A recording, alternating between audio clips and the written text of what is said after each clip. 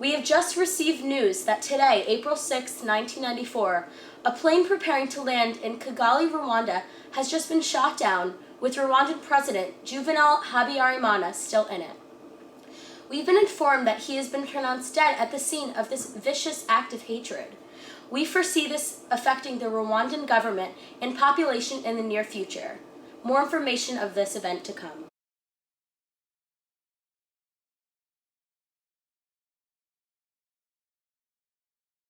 Welcome back to CNN. Today we will commemorate those who have fallen victim to the Rwandan genocide. 20 years ago, this broadcast was aired to inform our citizens of the spark that would start the bloodiest and deadliest genocide of the 20th century, the Rwandan genocide. In order to comprehend what happened, we need to take a look at the history of political turmoil in the state of Rwanda prior to when President Habyarimana was shot down. Historian Diana Juchter will inform you of the origins of this conflict. Ethnic tension in Rwanda has been a long-time conflict between the majority population of Hutus and the minority population of Tutsis. When Belgian colonists arrived in 1916, they created their own mandates after settling it with the League of Nations. They considered the Tutsis far more superior, and for the next 20 years were considered above the Hutus economically, politically, and socially. They sided with the Tutsis because they were much easier to get along with. Hutu resentment built up over the years, and they eventually rebelled in a series of revolts in 1959.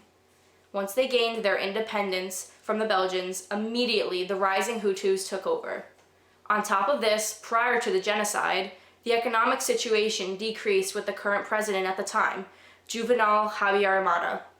Also, the Rwandese Patriotic Front, also known as the RPF, wanted to overthrow the president Habyarimana and was led by Tutsi refugees in Uganda. Habyarimana tried to create a transition government that included the RPF, which only angered many Hutu extremists even further. Thank you, Ms. Juchter.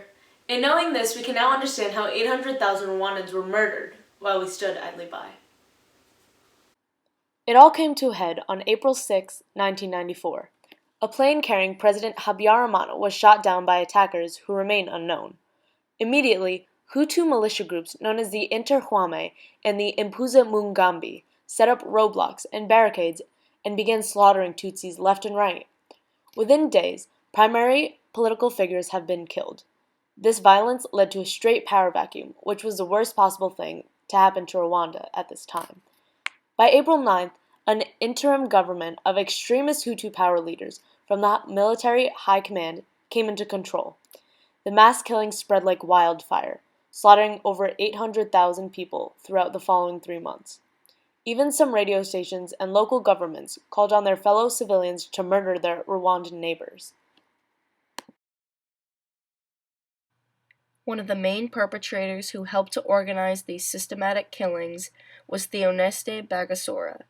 After President Habyarimana was killed, Bagosora established the Interahamwe Hutu militia. He endorsed the idea of the ethnic cleansing of Tutsis and slowly became a primary leader in the entire genocide. The Tutsis were exterminated in various brutal ways, such as being shot with guns, beaten by clubs, and slaughtered with machetes. People were being torched and cooked in vats of oil and having their genitalia and other body parts dismembered. People were also being skinned alive, babies were cut from the womb, fried and served, and there were violent rapings of women. Now we will speak to Susan Rice, who throughout the decade played an interesting part in recognizing the severity of the massacre. She had refused to accept these events as a genocide. Thank you, Susan, for meeting with me. No problem. Thank you for having me. So, what would you say was your position in the now known as the Rwandan genocide? I served as a director for international organizations and peacekeeping on the NSC, the National Security Council. Our primary goal was to maintain peace throughout the world. Oh, okay. Why did you refuse to recognize this as a genocide, Susan? Well, if we use the word genocide and we're seen as doing nothing, what would its effect have been, especially on the 1996 presidential election between Perot, Dole, and Clinton? Oh, Was the presidential election really more important than the 800,000 Rwandan lives that were slaughtered? No, God no, of course not. I will admit, my decisions were poorly prioritized, but at the time I was focused on Clinton's administration and campaign. Do you think that if you were to recognize it as a genocide earlier, that less Rwandans would have died?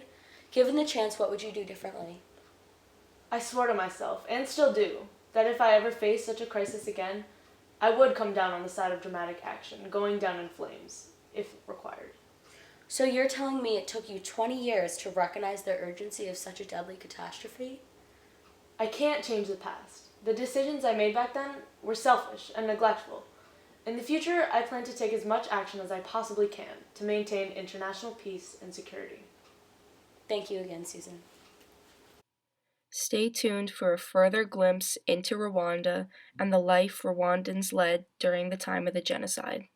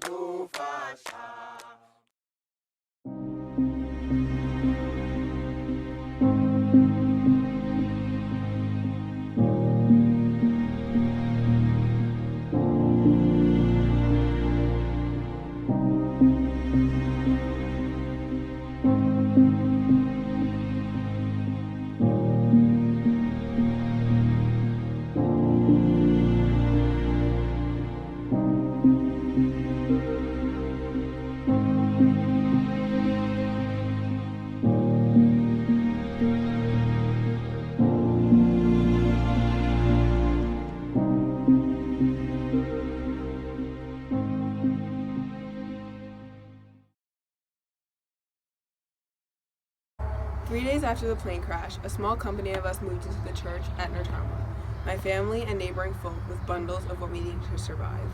Wow, that sounds like a very difficult experience. You say that you brought supplies to sustain you, but I can't imagine that would last long enough. Did you ever run out? There were many of you, right? During the day, the courageous ventured out into the surrounding fields to bring back some food. At night, we slept inside or out according to his weak or fit.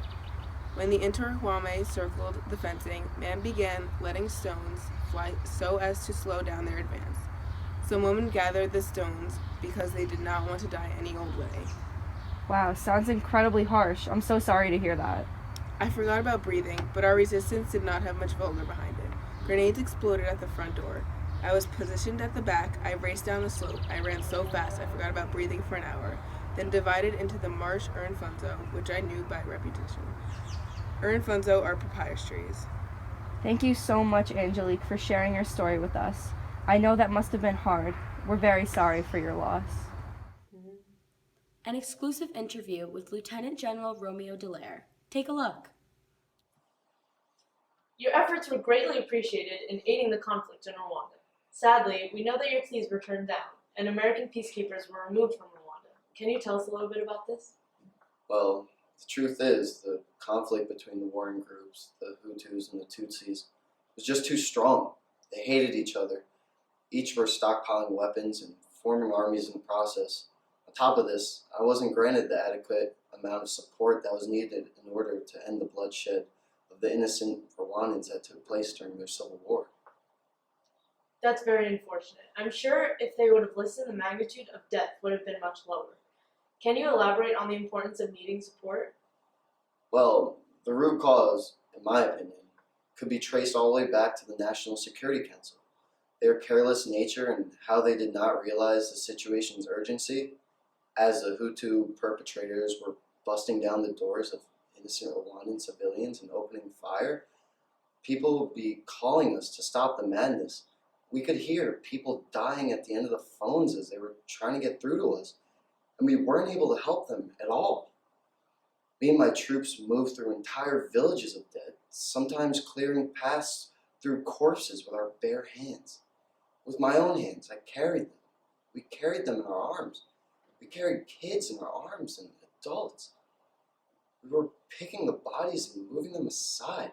There would be piles of bodies. And I wish it wasn't like that. I wish the NSC could have listened. I wish that we could have recognized the massacre happening in front of our eyes. I wish a lot of things. But what happened, happened, and all we can do is learn from the pain. Thank you so much, General. I'm sure that the Rwandans greatly appreciate the fight that you've put up for them and their right to life.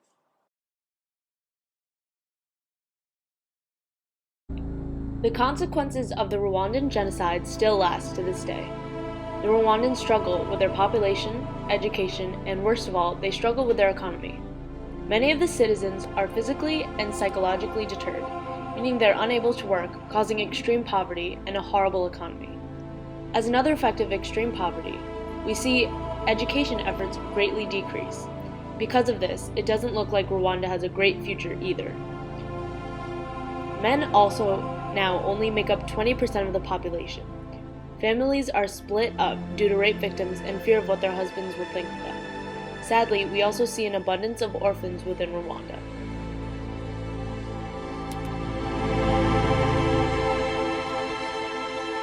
The KGM Kigali Genocide Memorial includes 3 exhibits: the 1994 genocide against the Tutsis, the Children's Memorial, and an exhibit on the history of genocidal violence. These memorials provide a dignified place of burial for victims of the genocide and provide support for survivors, specifically orphans and widows.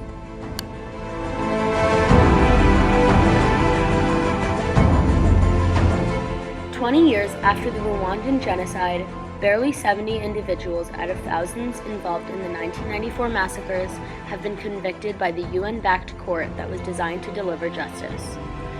The International Criminal Tribunal for Rwanda, ICTR, pioneered the first genocide trials in Africa, but after almost 20 years of legal argument and an estimated bill of $1.7 billion, only a tiny proportion of the Rwandan malefactors have been brought to justice. Therefore, it wasn't as successful as planned. A total of 92 people, overwhelmingly Hutus, were indicated for their role in that 100-day genocide that killed 800,000 people. 9 suspects, including Felicien Kabuga, alleged to have purchased the machetes handed out to Hutu militias, and who was part owner of the Millie Collins radio station, which broadcast hate campaigns against Tutsis, have never been located. Several suspects are thought to be hiding in eastern Congo.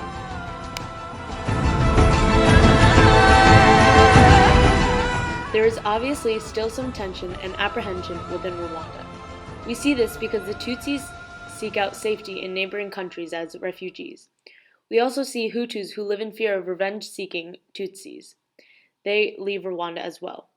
Despite the underlying fear dwelling in the aftermath of the genocide, there are people trying to reconcile for what they've done. There are a number of cases where Hutu perpetrators have sought out their victims and asked for forgiveness. This is obviously a hard process to go through for both people, but it is a step towards forgiveness. Will you listen when the world screams bloody murder?